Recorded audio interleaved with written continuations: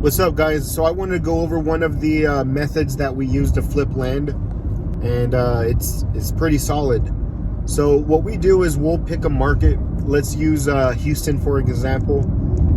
We'll go into Houston and we'll find all of the builders in Houston, and we'll kind of compile a list of builders in that market.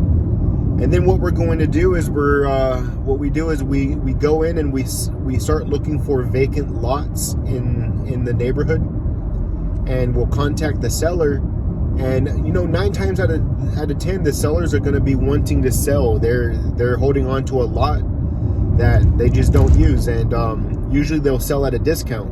So what you're going to do is you're going to get a contract to buy that lot, and then you literally turn around and resell it.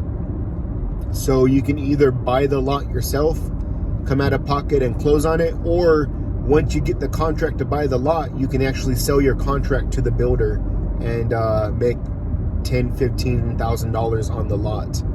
So that's one of the methods that we use. Obviously, there's a lot more to it.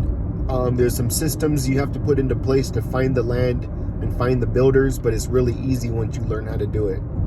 So if you want to learn how to flip land, I have a lot of other ways that we flip land. That's just one of the